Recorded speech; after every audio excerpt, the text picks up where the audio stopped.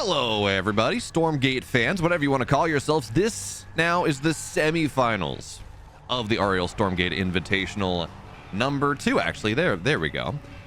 We've jumped forward a little bit. We're going to try to go back and take a look at some of the other matchups as I go forward, because the games, I got a list of like 6 or 7 series that were really good.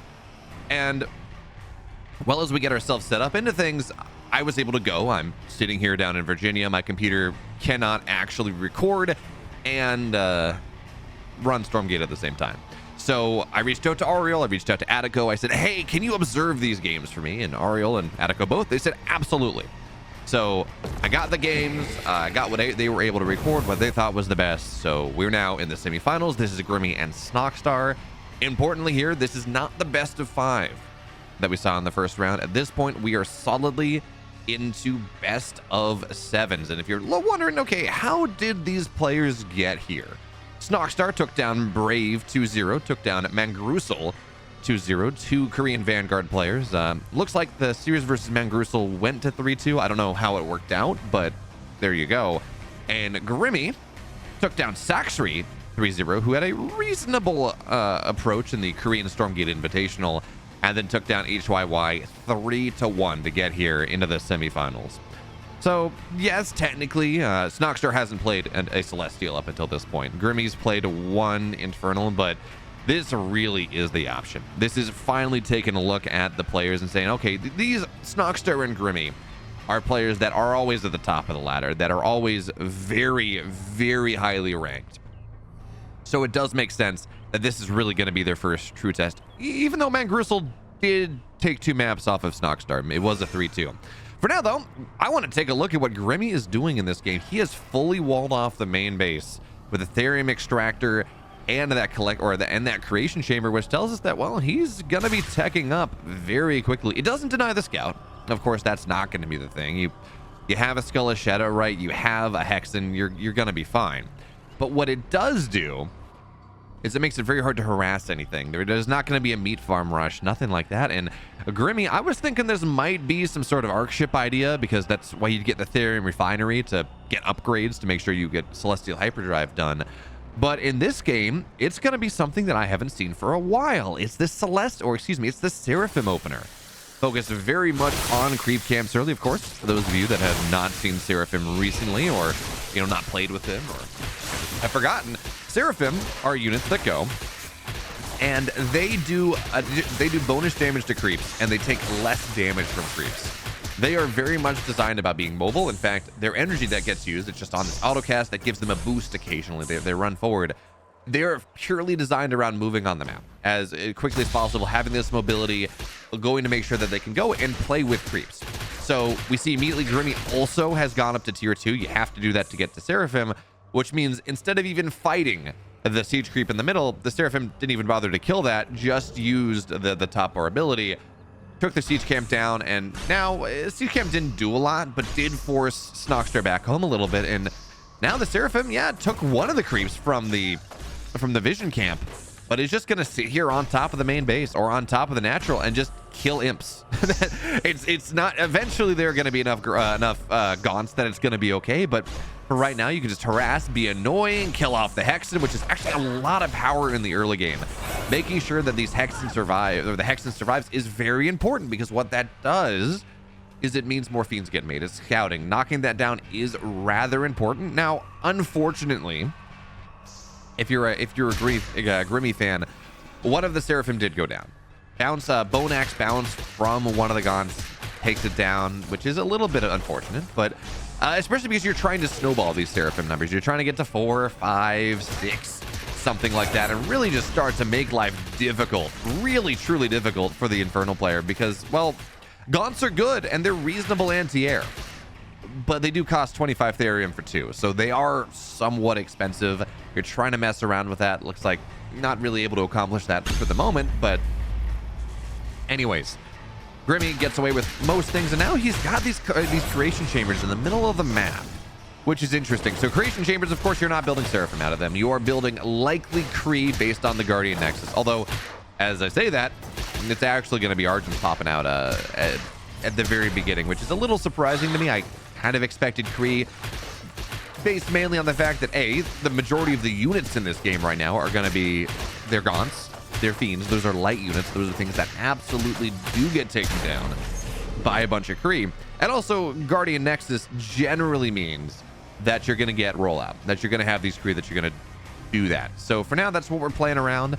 And as we get set up here, I swear that in the unmentioned changes that we got in the most recent patch notes, certainly they made the trees prettier, but I swear the lighting was pretty heavily improved in like 0.1. But I swear some other improvements have happened as well. Like, this just looks a little bit better. 0.2 looks just a little bit better than 0.1 did. And that's, you know, hey, we're starting to get there. It's not perfect, but we are starting to get a little bit prettier. For now, though, Grimmy, this early aggression, the idea from this build was to go and have 3 or 4 Seraphim on the map, get a bunch of map control, kill off a lot of creeps, sit on top of an imp line, kill off a lot of imps, maybe get some Gaunts. Like, that was the ideal. And then, well, you lose a Seraphim, you lose a couple more, and this is very much a tempo play. This is a build very much predicated on being as active on the map as possible, not really allowing your opponent to do whatever it is that they want to do on the map, pretty much at all. And ideally keeping the Gaunt numbers down so your Seraphim can be good. Because Grimmy has been unable to do that. Remember, he's on 2 bases right now. He's only on 2 collection arrays. He's got some prisons, but really only on 2 collection arrays. And he's losing a lot of his presence on the map. This does not feel like what Grimmy wants to do. Like, this is not the goal from Grimmy in this game, number 1. Yes, he does have tier 2, and he's got this arc ship that can kind of heal his units sometimes, and yes, there is an energy battery, a power bank that you can use to go and get, you can surge it up and get a little bit more power, but these are 4 Argents and 1 Seraphim now as another one goes down. This is not an army that fights this number of Gaunts. This is not an army that fights really this number of Brutes or Fiends either, and now there's, oh, okay, this is insult to injury here. You add Spriggans to the mix. Seraphim don't shoot up. They shoot down, they are air to ground, nothing else matters, and as the Spriggans pop out, Grimmy is very dead in this game 1. So game 1, we saw Grimmy go, and he tried the Seraphim rush on Furious Resolve. It's kind of cool. Yeah, I'm all for different, new, interesting builds. So we saw that. Didn't really work out for him, though. And now, as we move into game 2, this is actually pretty fun because we saw the scan get used very early from Grimmy. And you talk to some Celestial players, and they're going to say, man, dropping a scan that early is horrible, because it means I have to slow my roll on dropping Sovereign's Watch. I have to slow my roll on creeping on the natural. It's not great. I don't like it. Well, Grimmy says, you know what? It is worth noting whether it's going to be some sort of expand build, whether it's going to be Conclave first, whether it's going to be Vault first, understanding what that means. And that's probably worth spending a little power. Power does regenerate. You know, you're going to be back into that. But now Grimmy knows that, okay, this is a Conclave opening. If I wanted to go for a Seraphim build, which is not bad on this map, you can go and drop the Legion Hall on the high ground a little bit further north from where we are right now. It's impossible to contest. You know, you can be very annoying with that setup. But because this is a Conclave opener, that seems extremely unlikely. As Grimmy's also spent some power on something. I don't know what it doesn't look like he was creeping. But anyway, power was spent on something. That's fine. Is now the Gaunts are out. And one of the benefits of going Conclave first, of getting these Gaunts out early, especially on Boneyard, is that, well, there's no speed camps, so you don't get the benefit of like a bunch of light camps. You do have this light camp at your natural that you can clear fairly effectively, fairly quickly.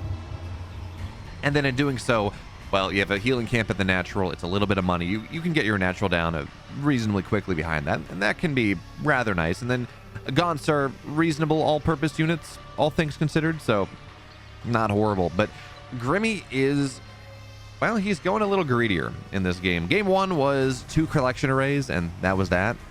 Game 2, well, he's already got at least 3 on the map, maybe 4. As you take a look at that high ground pillar that we're talking about, that can be a good Seraphim in placement if you decide to play for it. And again, because this is a Conclave opener, I don't think we're going to see that. Now, who knows? Things may change. I don't know.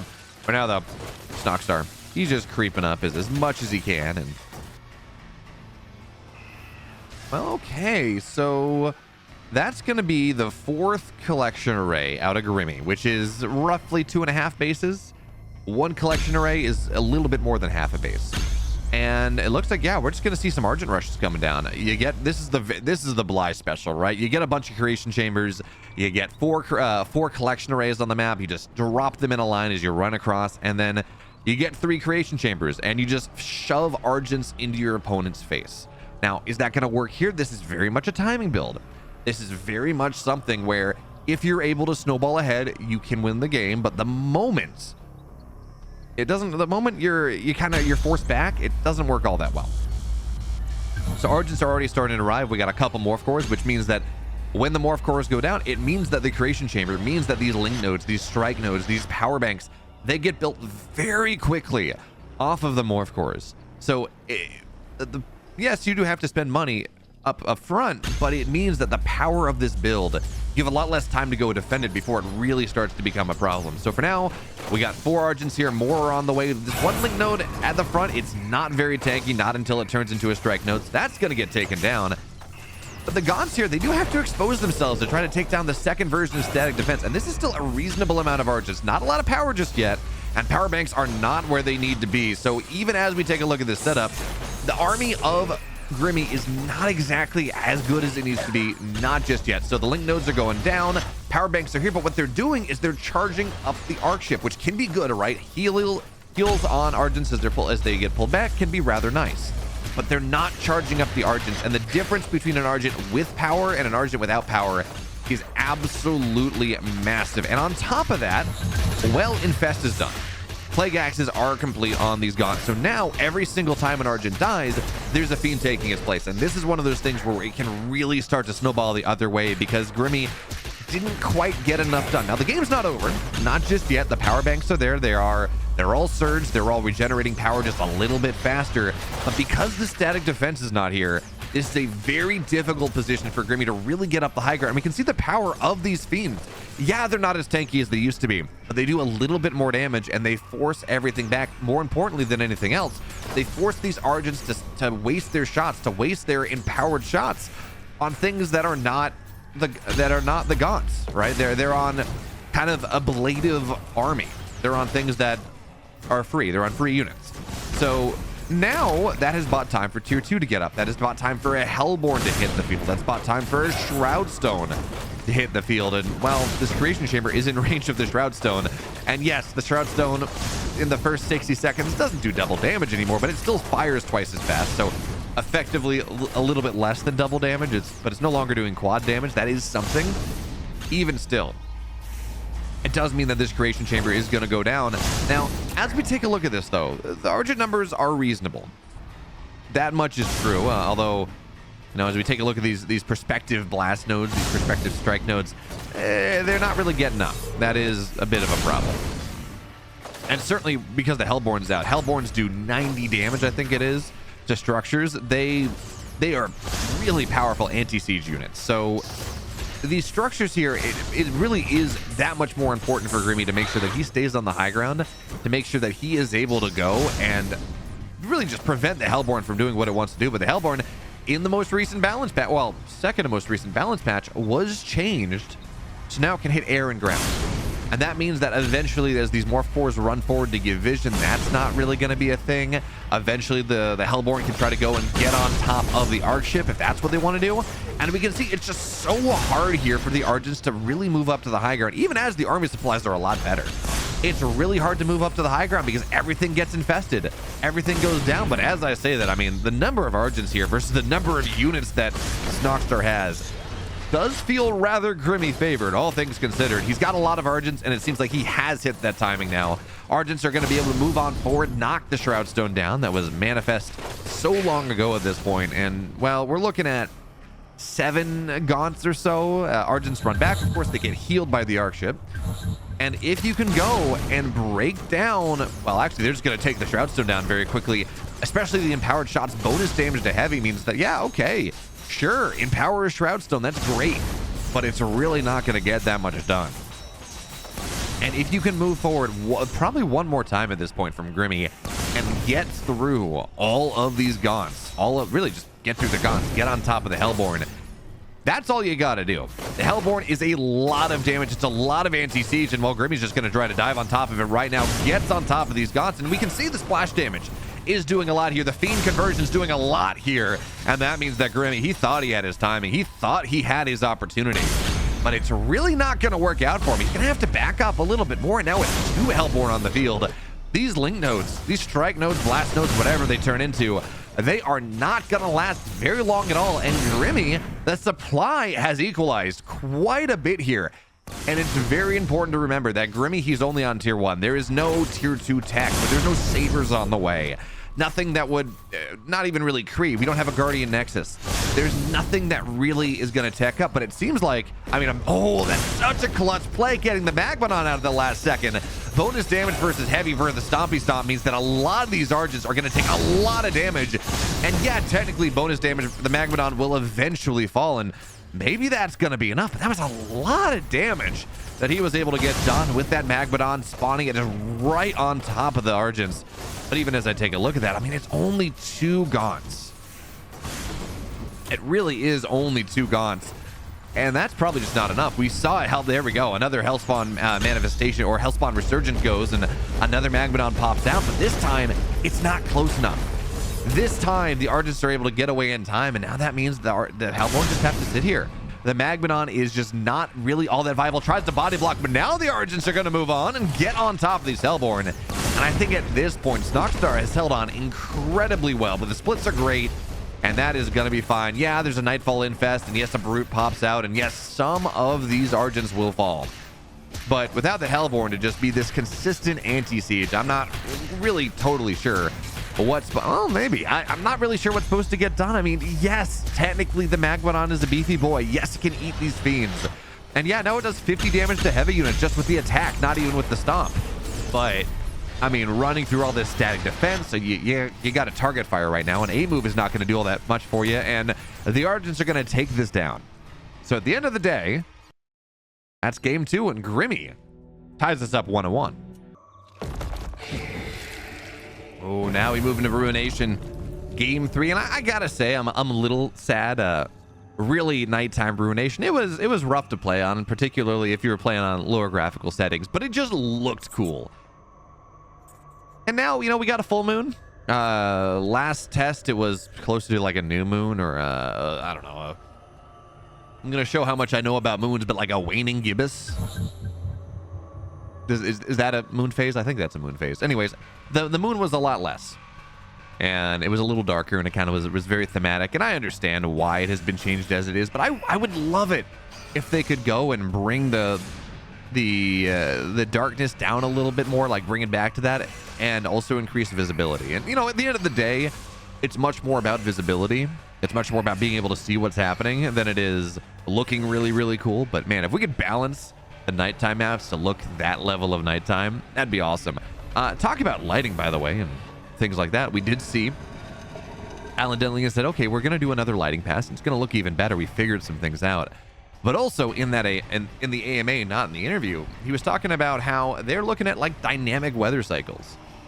Certainly a rainy map, but what if you know, it gets rainy occasionally, things like that, which would be, again, as long as it's visible, as long as these are things that A, don't totally destroy performance, and B, as long as these are things that don't make it really hard to see what's happening, that would be very, very cool to see. I mean, you know, we didn't really have that in StarCraft, but StarCraft is a much older game at this point. So fingers crossed. For now, though, we got to talk about what Grimmy's doing here, because it seems like Ruination is not really a 4-player map, but it kind of feels like a 4-player map.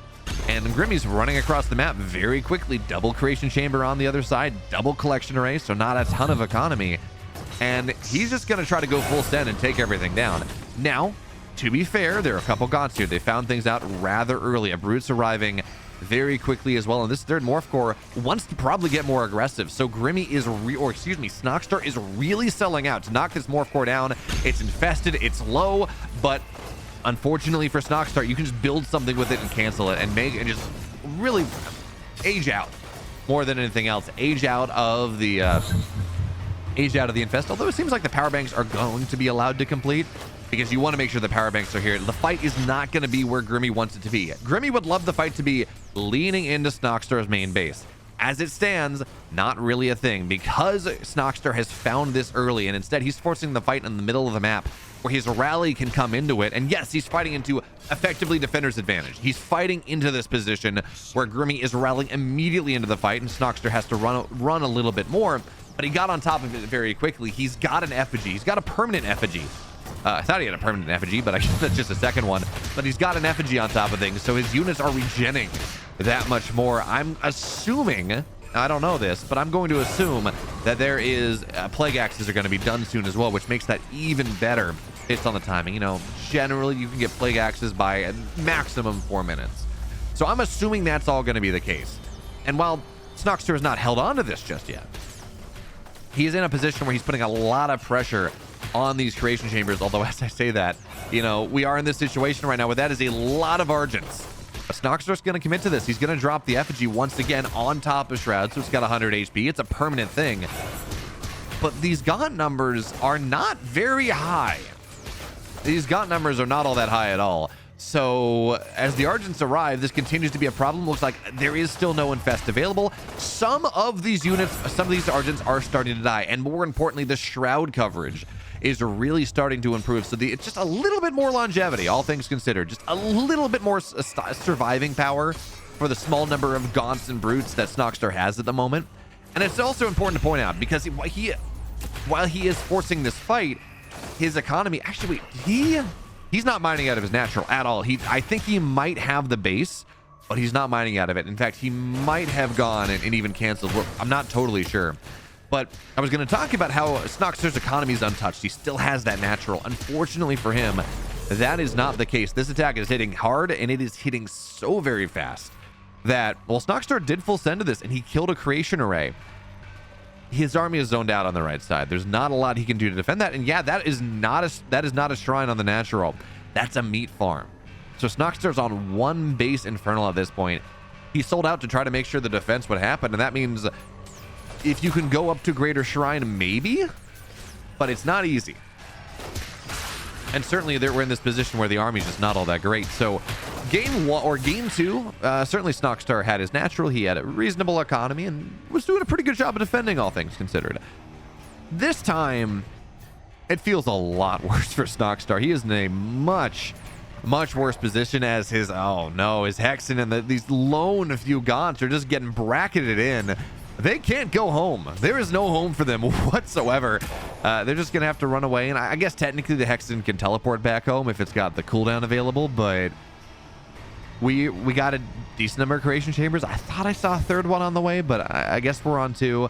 It's a decent number of creation chambers. The production is right there, and a third one's going to get dropped right on the low ground very quickly. And importantly as well, these Argents, they're full on power. They have a lot of energy available to themselves, which means that they're going to do a lot more damage than they would otherwise. Now, I do like this nice little clutch little bit of microplay, I guess, where Snoxtar goes, he says, okay, you're going to dive into me.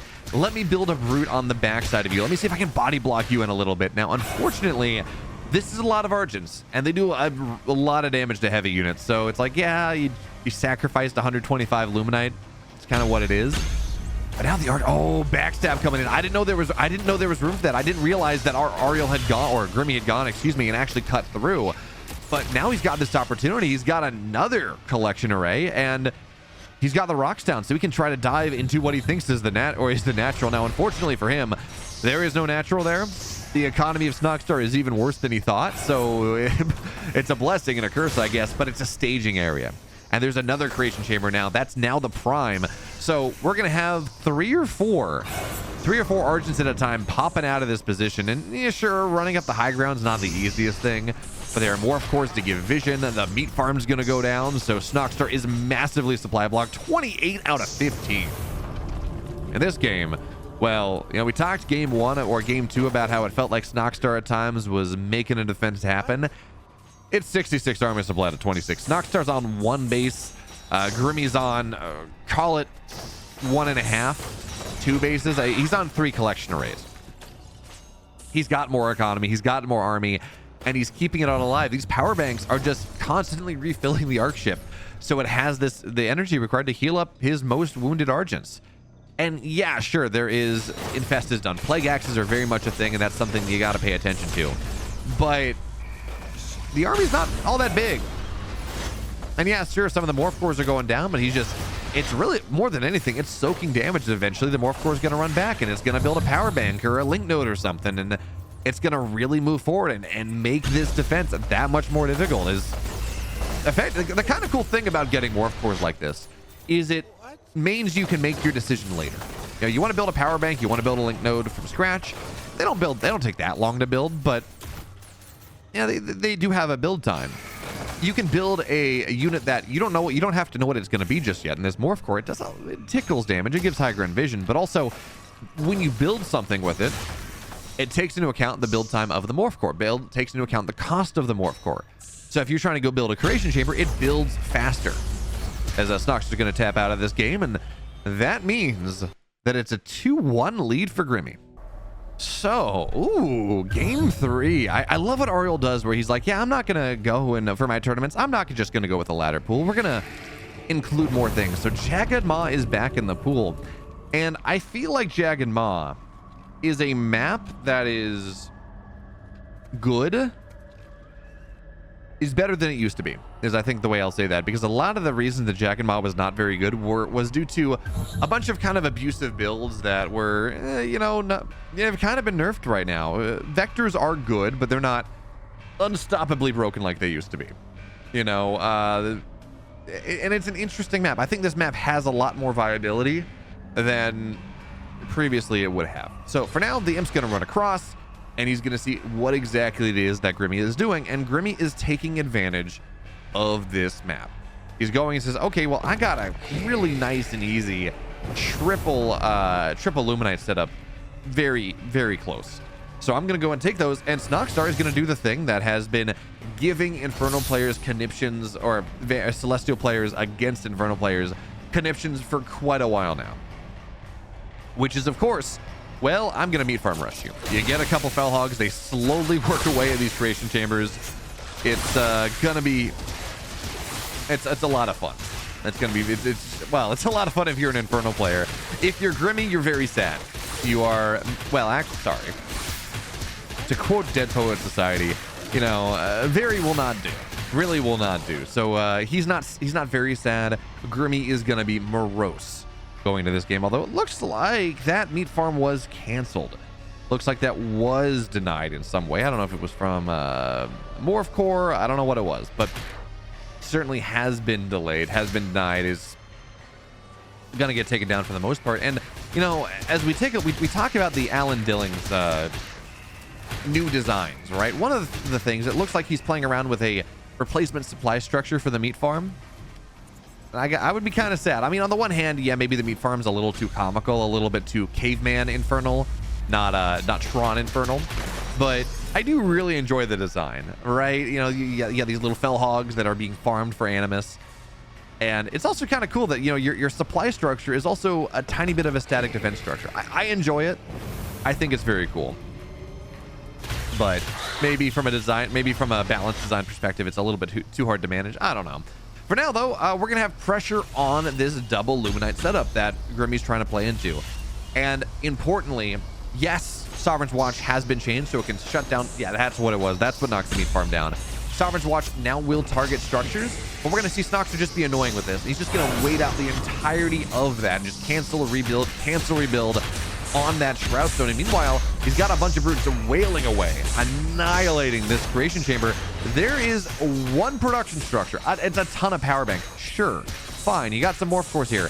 There is one production structure that exists on the map right now for Grimmy, and it's not surged up. It's not building a lot. It really will be reliant in some way, in most ways, on the static defense, which is not really going to be there yet. One of them is going to get taken down.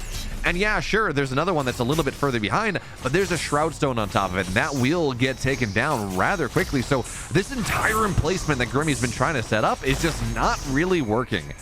He tried to be greedy. He tried to say, you know what, it's Jagged Maw. Maybe I can do something. Maybe I can be greedy on this, on the double Luminite setup. But unfortunately for him, Snoxtar was wise to his tricks, figured things out, and just cut the trees down, because brutes cannot run through the small trees that you can see on the left side.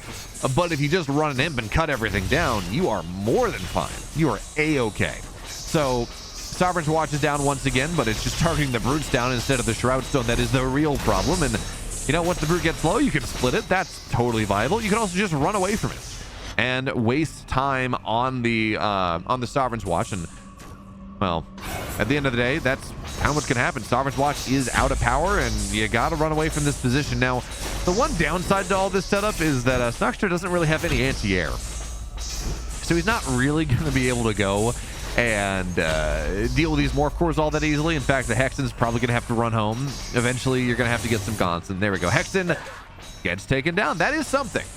But at the end of the day, that is 2 creation chambers getting two collection arrays getting taken down, a creation chamber hitting the deck, a bunch of link nodes falling, power banks as well. And all of this stuff is everything that Grimmy committed to early. All of this stuff are things that Grimmy said, I want to have an economy early. That's how I'm going to play. So really not what you're looking for. Now, the morph cores are going to run across the map, and they're going to try to go and deal with some of these gaunts and maybe do something like that. But the gaunts should be out in time, and that should be okay. Now, the other way you can try to play this is you can kind of do what Grimmy's doing right now, which is build a collection array on the other side of the map, and then build a structure on the high ground, and then you can do some Sovereign's Watch shenanigans on the Therium. And if you can shut down Therium mining, there's not really a lot that the Infernal player can do, because they can't build anything that shoots up. Right? They'll have no gaunts.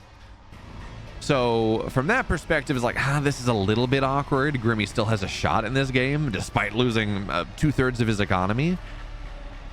But it's not an easy situation. And Snoxtar, for his part, he does have that. He does have the Conclave done. He has his natural on the way. And because he's kind of bottled up the Celestial player as much as you can bottle a Celestial player up, it's never easy. You know, they can build morph cores everywhere. He bottled him up as much as he can. He's going to go take all the creeps on the map. He's going to get himself this massive cash infusion. His natural's just about done. He's on double vault, single conclave, a ritual chamber's just about complete. His economy is pretty much where he'd like it to be. Now, he will have to defend. He does have to be a little bit worried about this pressure coming in, but if he defends this, he's going to be fine. And as the Argents arrive, I mean, one of them is already very low from early on. And now, this is not exactly how Snoxtar wants to be playing this, though. He wants to make sure that his army is together. The gaunts are back, the brutes are forward, and that means the brutes will die, but this is complicated. We talked about this high ground positioning with the creation array as it is, or collection array as it is. You can absolutely Sovereign's Watch the high ground. You have to be very careful of that one. So Grimmy looking to pull the wool over Snoxtar's eyes in this game number 4, go up 3-1. But for now, it doesn't really seem to be working. All of the link nodes are being taken down. The brutes are buying as much time as possible. The gaunts have not really fallen, and very soon the gaunts will have plague axes as well. And that is pretty much the timing you're looking at. Once the gaunts have plague axes, that's pretty much what you're looking at. That's kind of the point where this Argent build doesn't really work out all that well. Certainly, they're not on Shroud at the moment, but you know, there is Shroud rather developed, rather a little bit further, reasonably far forward. And while technically now there is static defense on the low ground into the high ground, this does give a little bit more time for Snoxtar, and he should get into tier 2 soon enough. He's actually doing a great job. He's got 325 Therium just banked up. He's got enough gaunts to be happy, and it looks like, yeah, he just dropped, well, yeah, I don't see an effigy, so he dropped a Shroudstone Manifestation on the high ground, I think, to make sure he can drop down some, I want to say, yeah, drop down Shroudstone Manifestation to knock down at least some of the static defense. And yeah, there we go. Okay, we can see that. We can see the damage particle on the high ground, but also with how much Therium he saved, he can get a couple Hellborn on the map, and Hellborn shred these link nodes. They shred these strike nodes, and once you get like 2 Hellborn on the map, and he has enough Therium for 2 Hellborn, once he gets the meat farms and the Luminite count up and running, he's going to be very happy. This situation, I mean, it's going to be very difficult for Grimmy to break. So yeah, there we go. We got the Hellborn out, which means the static defense is just not really going to do all that much anymore. It's just going to slowly get taken down. And at this point, it's 60 supply to 26. Grimmy's build was... Snoxtar did a great job of kneecapping it. And now, well, this means that Grimmy, It's a difficult one. I struggle to see an opportunity for Grimmy to go and really do much of anything at this point. He's going to try, certainly, and he's going to keep playing this out until he is forced out of the game. But at this point, there's not a lot remaining. He doesn't have a lot of production. He's only on tier 1 tech. His economy's getting forced back, and there we go. So Snoxtar and Grimmy, through 4 games in this series, they're tied up at 2 apiece. Ooh, Isle of Dread. Game number 5, and we're tied up at 2 games apiece in this series. So I was a little worried. I'm like, the Argent rushes seem to be working really well. It seems like something that Snoxtar is struggling with a little bit. But he was able to make things happen, make a defense happen, and now we're moving on to a very big map, a map that I think a lot of Infernal players are going to say is something they don't really enjoy playing against Celestials on, which is weird because you talk to a lot of Celestials and they say, wow, I hate the late game. I think Infernal late game is a little bit too strong for the tools that we have right now. But it really does depend on the player. And I think the big thing that I'm very much enjoying about this series is really the fact that players are playing multiple builds. We had the Scan Theory series that I put up, and that was, well, Theory was doing his same thing. He was doing a Vault, I want to say a Conclave Expand every game. It was, we were having that Lancer Exo timing from Scan every single game. And it's like, okay, well, if you're going to do the same thing 5 games in a row and it's a 3-2, I mean, sure, but it is nice. One of the benefits of playing an RTS game is different maps beget different strategies, and the series planning begets different strategies. And it is rather nice, and while the openings are reasonably similar, it is nice to see players playing these games a little bit differently every single game in the series. So for now, Snoxtar's going to do the thing that most Infernal players do on this map. He's going to meat farm rush the speed camp. It's a Conclave first. He's cleared up the opening on the right side, so he cannot get really strike node rushed. And again, so he eventually make it a little easier for him to take the double Luminite. And Snoxtar's playing aggressive, or excuse me, Grimmy is playing active on the map once again. So he's run forward. He's taken at least 1, maybe 2 of the double Luminite setup. He's gotten one of his, I think it's only, based on the vision, I think it's only 1 of the double Luminite bases. And then, well, he's taken more. So this is one of the really powerful ideas, and we've seen it a couple times in this series. One of these really powerful ideas that Celestial players can take advantage of, where they plot a path with their arc ship that goes over about 4 Luminite mines. And they just drop a collection array at each one. They're not building a ton of stuff before then, so they're banking enough Luminite to make that happen. And then they immediately turn it into pressure. And that is pretty much what we're seeing here, as we're going to see, ooh, I think this, okay, this is pretty fun. I kind of expect to see the Morph Core go. Oh, I love this. Okay, never mind. We're cool. I was going to say I kind of expect to see the Morph Core go and turn into a strike node behind the trees, but instead, no, it's you're building a collection array on the base that the Infernal player is trying to take, which means that you can Sovereign's Watch that and just take the shrine down. It might take a couple watches, but you can just Sovereign's Watch and take the shrine down, which is very cool. Now, as we take a look at production setup here, it looks like it's maybe only 1, maybe 2 creation chambers. Not totally sure. There's not a ton of production at the moment, and I think one of the Argents has gone down. But you give it just a little bit more time for these Morph Cores to pop out, and you can make things happen. Now, unfortunately, the same thing that benefits this. You can go and Sovereign's Watch the shrine. Well, Sovereign's Watch is untargetable. So now that was the entire Sovereign's Watch spent on things that are not actually killing all these gods. So this build that was kind of cool, and I'm like, ooh, this is fun, Grimmy. I don't think this works at all. I don't think that this already feels pretty heavily flummoxed. I mean, you just run away, get out of range. Sovereign's Watch is going to target the shrine, which has a ton of HP, so it's not going to go down to 2 watches.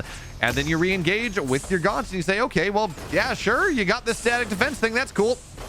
I'm going to kill the rest of I'm going to kill everything else with my gaunts. That's absolutely fine.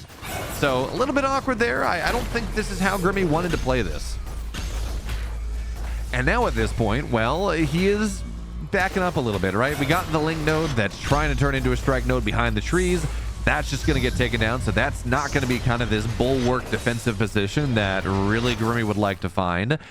And every time Snoxtar is able to run forwards, he's able to back up a little bit, get more Shroud on the map, get more damage on this creation chamber, and even when he forces the Sovereign's Watch, actually, he's going to try to stick this. I don't know that this is the play, but he will take the creation chamber down. That's a lot of power not available, but it's really not a lot of gaunts. even with oh no, Snoxtar's bugged a little bit. He can't click. Oh, that's not great. Let's see if he can go and kind of alt tab back in and solve this. But even still, he knocks the creation chamber down. And okay, he's back. And you know, Grimmy was rather nice. He banked up a lot of money. He didn't do anything. I think Grimmy just kind of didn't play while that was happening. So he's got a bunch of Luminite in the bank that he's gonna have to, you know, try to spin and build a creation chamber. But these Gaunt numbers, while knocking the collection array down, was a very good thing to do. Matters quite a bit here.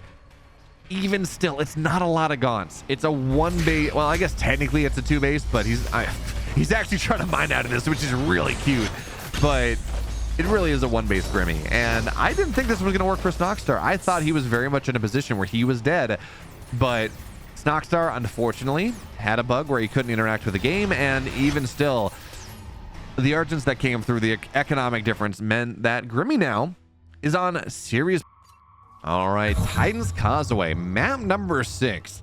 And again, it's kind of funny because we're like, well, you know, it's a small map. That's good for Infernals, which is wild because I kind of think of Infernals like I think of Zerg, which is bigger maps are good for Infernals, and that's how it has been at times. But in the Celestial matchup, the smaller maps just means that there are less bases that the Celestial can take as they go for their Argent timing, for things like that, which just feels funny. It's not how I internalize the factions, even though that's how they play.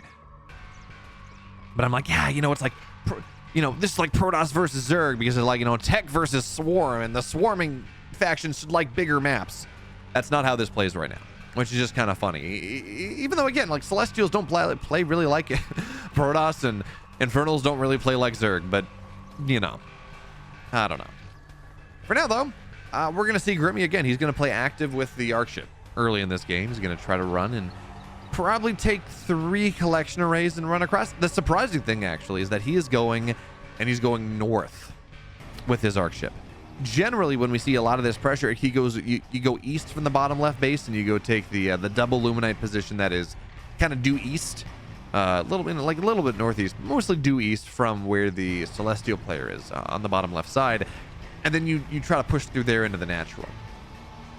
But it seems like Grimmy in this case not really interested in going for that one, and instead is going to run due north and then set up sieged up position kind of just a little bit west, just a little bit left of where of Snoxtar's base, right? Which means that he's going to be able to go and have the creation chamber right or collection array right there, which means you can go Sovereign's Watch things and kind of play low ground to high ground, which is totally valid, very viable, but it's not what I'm used to seeing as much from these builds. But again, we saw a lot of this in the last patch as well, but that's because Sovereign's Watch was pretty busted when it could be applied to Arc Ships on the move and still take structures down. You just had this flying laser running on top of everything and killing bases, and it was a little broken. But for now, that Grimmy's going to attempt a version of that, but maybe not as oppressive as it was when that was before that was kind of hot fixed out. So that's fairly good news. For now, though, again, Snoxtar's got his natural done. He's the one that's creeping here. He took the speed camp or the health camp. Now he's taking the speed camp a little bit. And what this also does, this gives him a ton of access. With the speed camp, it gives him a bunch of access into the main base, into the natural of where Grimmy is. Now he's going to check out. It's like, okay, where are your bases here, Grimmy? I need to figure out what you're doing. So he's going to say, okay, there's a creation chamber on the natural. That's the prime one. It's surge. That means you're building units. You're not trying to do something else. He's going to go and find the Argent. That's a big deal. He's going to see, okay, there's the 3rd creation chamber. And sometimes the 3rd creation chamber is where you stop. Sometimes the 4th creation chamber is where it stops. And it's kind of hard to figure that out. And well, for now though, there's a prime creation chamber in the main base. There's a link node in the main base, and I'm not sure that Snoxtar sees this. He doesn't have vision radius. It's not a thing that he's aware of. So this is looking real bad. This is not looking good. Oh, this is not a good position for Snoxtar to find himself in. He's just sitting here creeping on the map, and the link nodes are turning into strike nodes. Argents are just popping out into the main base. And once this starts to arrive, I mean, yeah, you know, they're going to be Gaunts. And there's going to be Plague Axes, but this is a direct injection of 3 to 4 Argents at a time into your main base. And that is not a position that you ever want to be in. So the Argents are here now. The link nodes are very far forward. There's going to be yep, there we go. A second strike node surged up, ready to go. Almost in range of the Therium patch. If you retreat just back a little bit, yeah, the strike node does a lot.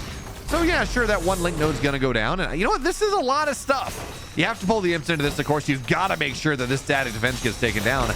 But this is still a reasonable, a lot of gaunts on the map right now.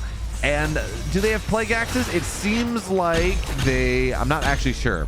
One of the units is infested, but it seems like plague axes are not ready just yet. But now there's a Shroudstone manifest. Tier 2 is done. Snoxtar is mining out of that natural as well. He's going to have to purge out, to really force out some more surges. It is really the thing. He's going to have to force out a Sovereign's Watch before he can really engage into this. But he's already done a very nice job of kind of forcing his opponent back just a little bit. You know, certainly there are some power banks. They're all surged up. They're healing these units, the power quite a bit. And Argents with full energy, they shut down the Shroudstone. So that manifestation has only done so much. And this high Argent numbers, or this high Gaunt numbers, not all of them were fighting.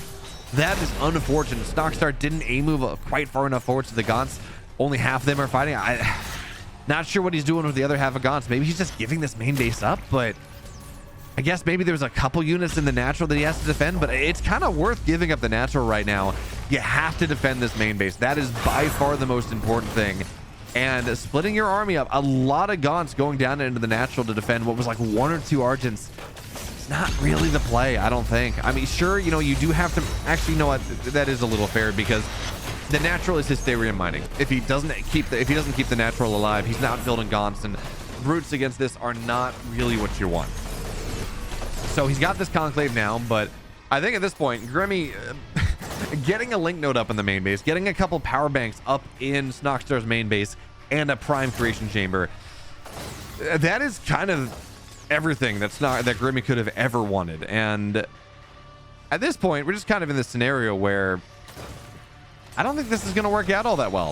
I think Snoxtar is in a very bad position at this point, and this seems like Grimmy is pretty reasonably placed to send us into game 7. And I don't know that there's much Snoxtar can do about it. It's a lot of Argents, and it's just really not a lot of Gaunts. And yeah, sure, Plague Axes are a thing, and Fiends are annoying, but you know, we're looking at this, well, you know, maybe not, actually. We got another Shroudstone manifest, and that's a lot of Gaunts, and with Plague Axes being done,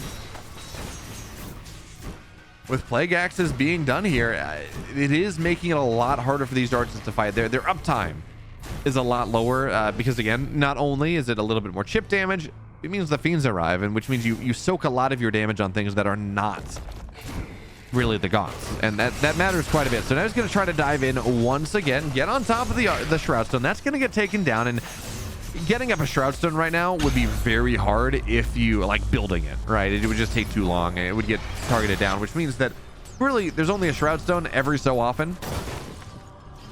Really is the Shroudstone every time you can manifest it, and that's just about it. But the supplies are equalizing quite a bit. There's still this natural mining for Snoxtar at this point, and you know, Grimmy does have money. Technically he's on four collection chambers, but it is still only on tier 1. He has not mined a lick of Therium this entire game. It's all about this setup where he is just trying to build as many Argents and run through his opponent. But now there's another Shroudstone up. There's a Hellborn here, which is doing a ton of splash damage, taking a bunch of these structures down, and also splashing down the Argents. Like, the Hellborn is so impactful in this game. Now, unfortunately, for Snoxtar at this point, he's only mining on 1 Therium patch, so he's not really getting the Therium he would very much like to have. He's only got about half of it, but he's got more Gaunts on the field. They're able to fight not only because they do splash damage, but because they're not heavy units. The Argents don't really do bonus damage to them. And so not only are they going in and infesting things and doing this excellent splash damage, they're providing a bit of a buffer for the Hellborn. And the longer this goes, the supply is equalizing that much more. I really thought that Grimmy had the dive here. I really thought he had what it took. And maybe he will after all. But Snoxtar has been able to fight back a little bit more. And, you know, every time you dive into this and the energy goes down. And I mean, the energy goes down. This is a little bit more difficult for Snoxtar to make happen. You know, he's going to go target down the Ritual Chamber. I don't know if Reaper Rush was complete, but it's not like the Ritual Chamber is an important tech structure once the upgrades are there. It's not like it unlocks anything that is super relevant to Snoxtar at the moment. It just is something that you go and you will eventually get. By the way, it seems like he's turning that the Shroud Stone on the bottom side into a Wraith Stone, which is pretty cool. A little bit of an additional damage percent, DPS per second, 2% damage, or was it 2.5 damage per second, and a slow zone. Yeah, there we go. That feels really good. Now, it doesn't cover the angle that Grimmy has properly been attacking into, but if you can kind of force Grimmy to dive into that, retreat into that area, that additional damage per second, it can be very, very nice. So Shroud Stone will get manifested. Not a lot of gobs on the map right now, but 2 Hellborn. And certainly when the 2 Hellborn are out, it means it's going to be rather difficult to really dive on top of these Shroud Stones, which means that ever so slowly, there's just a little bit more position that Snoxtar has available to himself. And, you know, you might say, the supply's not great. Or the supply's really good. Where's the army? The army doesn't look all that impressive. A lot of it is in these Hellborn. A lot of it is in the fact that Snoxtar's economy is actually rather nice right now. So now again, Grimmy's going to try to dive in, knock one of the Hellborn down. That's a big deal. And he doesn't quite have enough Animist or enough Therium to get another. So there is that. But the Shroud Stone is making it very difficult to engage. Now, certainly the Shroud Stone on the north side, that's going to get forced back. You know, that is not really what it is that Snoxtar was looking for. But now, well, there are 2 Hellborn on the field. He'd love 3. Not quite. That's not quite one-shotting a bunch of Argents at that point, but it's getting pretty damn close. And that makes life, again, just a little bit more easy. So as the Hellborn are going and they're firing away at the static defense, that's when he tries to dive in on top of the army on the north side. It's like, okay, well, you know, you do a decent damage. You do a lot of splash damage, but you do slow down.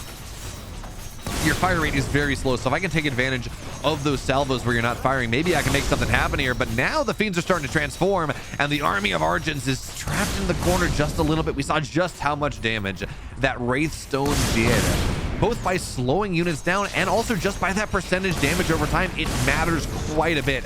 And now the Argents are trapped into a corner. The splash damage starting to get that much better from all these Hellborn. And I think at the end of the day, it's taken a while and it was very scary. But Snoxtar has held on to this. I think Snoxtar finally is going to be able to break Grimmy back, force him into a game number 7.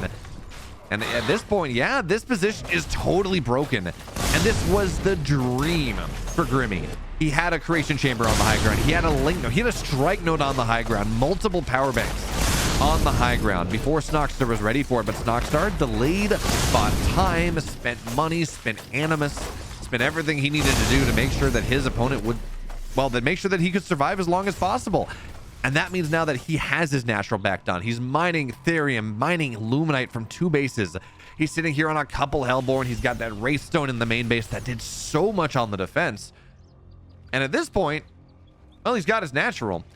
And it's going to be a very difficult defense indeed. If there's anything that or very difficult defense for Grimmy. Now, you know, running across the map, maybe it might take Snoxtar some time to properly go and kill Grimmy. But Grimmy's lost the high ground position soon enough. One has to imagine he's going to lose the low ground position. He's going to lose that mining base. I mean, it's gone. He never got Reaper Rush, unfortunately, but he didn't quite have the money for it, which is fine. And realistically, it's all going to be about the Spriggans now. He's going to pop some Spriggans on the map. Bonus damage versus heavy. These outposts are going to get taken down. It's like, yeah, you know, there's a Sovereign's Watch, but killing Fiends, who cares? And you got 2 Hellborn. This creation chamber is going to go down very fast. The collection array is not going to last that much longer. It takes quite a while for it to lift up into the air now and doing almost, was it 90 damage a shot versus structures? Yeah, it's not going to go. It's not going to last all that long. So that in place instead, Grimmy's trying to do what he can do to go and do something on the map to maybe survive in this game, but it seems very unlikely. And yeah, we should have the shrine done. Wouldn't be surprised to see Snoxtar drop 45 Animus on a Hellspawn Resurgence just to get himself up to 4 Spriggans just kind of as quickly as possible. Wouldn't be surprised to see that happen. But the ball really is in his court at this point about what exactly it is, how exactly Snoxtar wants to end this game. Because, you know, you could go into like a bunch of sabers as Grimmy and try to make something happen. But I think he's still on tier 1. I'm pretty sure the option might have tied into defense as well. So teching up is really hard. It seems like Kree Argent tier 1 tech, like a tier 1.5 tech, looks like it's going to be the answer. And I guess that is something that you can go for. But this army against a couple Hellborn, you drop Magmadons on top of it. More importantly, you get like 10 Spriggans. We're on like 7 right now or something. You just get a bunch of Spriggans. Kree don't shoot up. Argents don't fight Spriggans all that well. Argents are heavy units. They take damage. Their attack speed, their movement speed gets slowed, and they're just not really able to do what they want. We are seeing Grimmy. He's trying to tech up. He's got a couple Star Forges just about done. Vectors are good against... Vectors are fairly good against a bunch of Spriggans, and maybe that might be the thing, but I just don't think Snoxtar gives him the time. It's a 50 supply lead. You have this big army here, and I mean the army of the Celestials is big, but it's not really high quality.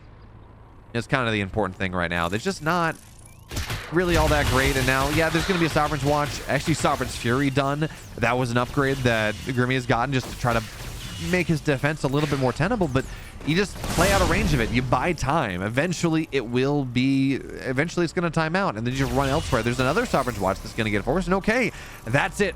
Those are the charges. They're not good enough. And it's like, okay, we're going to buy some time. We're going to cut through the middle of the map, make sure that reinforcement paths are that much faster. And these Hellborn might be, yeah, okay. They can siege away at the static defense from the high ground to the low ground. And at this point, well, this base is incredibly needed. You know, losing the north side base, okay, whatever, but going down to 2 collection arrays is not where you want to be. And there are brutes just sitting here, forming a wall the Kree cannot really run through. Spriggan's taking a collection array down. Sovereign's Watch looks like it is forced on the north side. And, you know, with Purify, it does mean that we're not seeing a lot of Infest on top of a lot of these units. And the army will be forced to retreat back home. One of the Hellborns has fallen down. Snoxtar, I'm not exactly sure why he didn't choose to engage with the Spriggans on top of things, but he does lose 400 Therium, right? He does lose 2 Hellborn. That's not cheap. He's got a bunch of Therium in the bank, so I guess it's fine, but those sieged units matter quite a bit.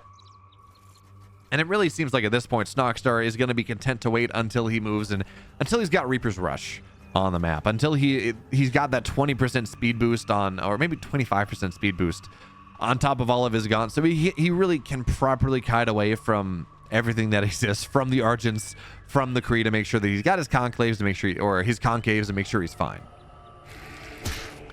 And yeah, this is not going to be a collection array. That's going to go down very fast.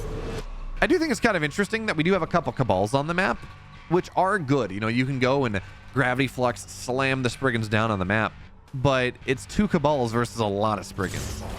And that doesn't really seem to be all that useful.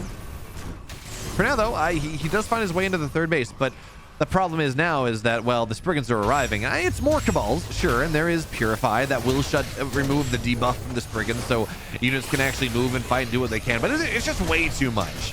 It is way too much. So Snoxtar's going to win this game, take us to Game 7 in the semifinals. All right, Secluded Grove, that classic map, for the 7th and final game in the series today. Of course, the winner moves on to the grand finals. That's simple. Loser, 3rd place match, where they will play the loser of Control versus MC, which is pretty cool. Control, I want to say was playing Vanguard at one point. No, they've just been playing a ton of Infernals. They are probably the top Infernal player on the ladder right now, on the Korean ladder at the very least. So that's pretty cool, and that's a fun matchup. I'm excited to see who wins the winner of that one, and who goes and faces the winner of this series in the finals. We will certainly cast that when I have the opportunity. For now, though, Snoxtar is he's getting aggressive here. It's the final game of the series. The long games have not necessarily benefited him. Well, maybe that's not even fair. Whoever has been able to get more aggressive faster, for the most part, has been the one that has been winning these games. So we're going to see a proxy vault in the middle of the map, in the middle of the Secluded Grove. I kind of expected this to be some sort of a Shroudstone Rush maybe or something, but you do need a structure. You do need a vault to make that happen, and you know you can go Sovereign's Watch it now. So not as effective. It pretty much has been nerfed out of existence. But you put one Vault on the map, one at home, double Brute, double Fiend, and that's a lot of pressure early on. Snoxtar in the final game of the series is very interested in just ending the game as quickly as possible, and we're going to see how effective this is going to be. For now, Grimmy is taking the third base as his natural. He's got a creation chamber there. He's got a collection array. He's going to go, and he knows what's happening. Roughly, he knows what's happening. He sees the vault in the middle of the map, and he knows that that's probably not the first one based on the timing, so he knows there's going to be a lot of stuff. He knows also that that vault is in the middle of the map. It's not in a position where it would go and just be for creeping or something. This is something where Snoxtar is very interested in leaning into his opponent as quickly as possible. We can see the Brutes are just rallying onto the other side of the map.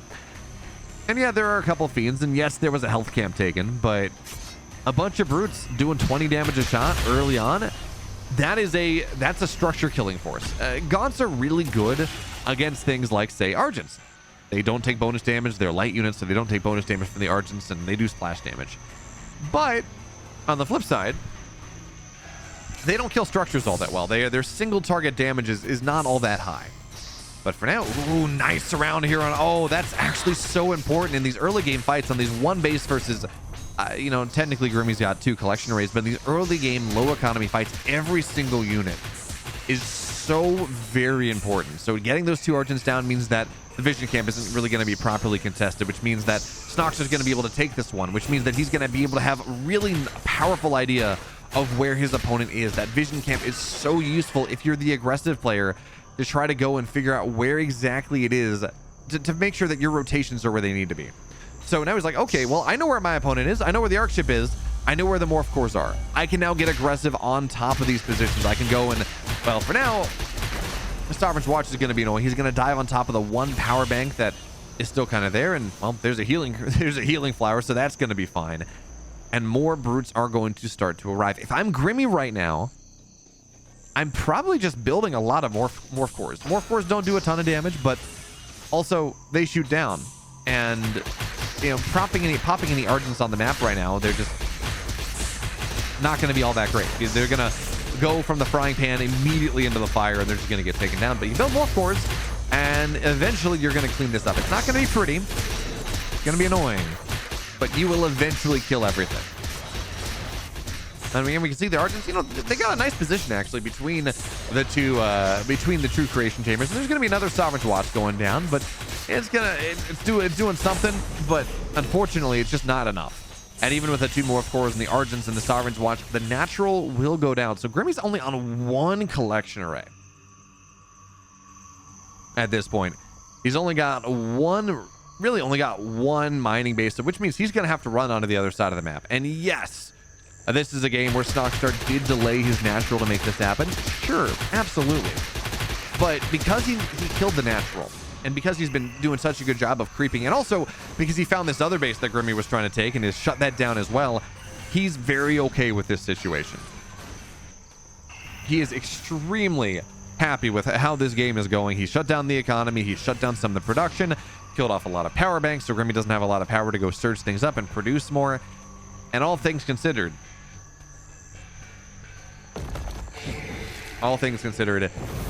it's probably pretty fine. I love, by the way, also, I'm in a Discord with a bunch of high-level players, and one of the Infernal guys was like, hey, is it just me, or are Sabers really strong?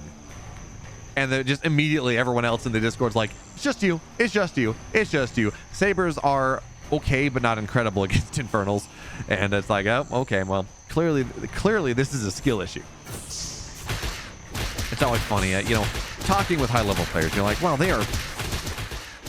But when opinions differ, it's like, okay, Weavers were universally seen from Infernal, Celestial, and Vanguard players. Okay, this is too strong. This probably has to get nerfed. But when you have players that are, say, Celestial players like, Sabers are horrible.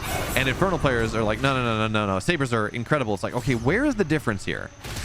Where is the disconnect? For now, though, this is a really nice surround by a bunch of Fiends. And yeah, we will see the effigy go down, so... It's not going to be, you're not going to have that, trickle 3%, 2 or 3% healing, depending on where we are at 2 or 4% healing, really. But even still, the Fiends are going to find a bunch of Argents, and they're going to get more pressure on this outlying position that has been trying to get established. And, you know, yes, there's a Sovereign's Watch once again, but this base is going to go down at this point. There's far too much here. So that is now, I think maybe a collection array was replaced on the natural. It looks like that might be the case. But Grimmy's just not able to keep his economy up. And to be honest, I think he's probably in this game at this point because it's game 7. A winner moves on to the finals. I think the prize pool got up to north of $500. Like, this matters quite a bit for Grimmy. This would be his best result in a moneyed prize pool tournament, I think, actually to date. So he very much cares about if there's a 10% chance, a 5% chance of winning this game, he's going to try to stay in this game. But he is reeling, absolutely reeling from the punches that Snoxtar has thrown at him at this point, between the natural getting taken down, this third base getting taken down, even the Arc Ship. Probably Arc Ship stays alive, but even the Arc Ship under fire a little bit. This is not the game that Grimmy wants to play, and he has not been allowed to play the game that he wants to play. From the very beginning of this setup, he's been on the back foot. He's been forced to play the game. Snoxtar has been forcing Grimmy to play the game that Snoxtar wants to play. And now it's 2 collection arrays. It's not a lot of production. The creep camps are getting taken down. The vision camp is going to get pretty swiftly reclaimed, which means that Snoxtar, he knows where his opponent's army is. He's got vision of everything. So he knows whether he can dive into the main base if that's what he wants to do. He knows whether it maybe makes more sense to dive into the natural. Maybe it makes sense to just kind of lay back for a second, build more stuff, get Plague Axes, get Reaper Rush, find this Morph Core and take it down to make sure the middle of the map is not going to really do much of anything. And that's going to be the case here. So that Morph Core is dead. There's not going to be a sneaky base taken out, not right now. And he's just closing the map out, waiting for Reaper Rush to complete. Now, this is a base that's also an attempted base. That is Sovereign's Watch, but is also going to try to lift up Runaway. But there are too many gods here. It's going to get taken down. And the playbook continues to shrink. The opportunities for Grimmy at this point continues to disappear. And he's going to have to do something too. I don't know what it is. He doesn't have a lot of tech either. He's only on Arc Ship tech. It's not like he can do build 3 sabers and play around his static defense and make that happen. That's not the type of game he was trying to play. That's not what he was going for, or just really at all. So it really just comes down to Snoxtar at this point to see if he can break the static defense, break the Sovereign's Watch. We don't have Ethereum Purifier, so Sovereign's Fury is not really going to be on the deck, but see if he can just break his opponent down. It's going to be a Vision Camp getting taken, and yeah, the Hexen's going to have to run. That's a lot of burst damage. And the Hexen will fall, which actually, again, it matters. It's a little bit more infest. More importantly, it's vision.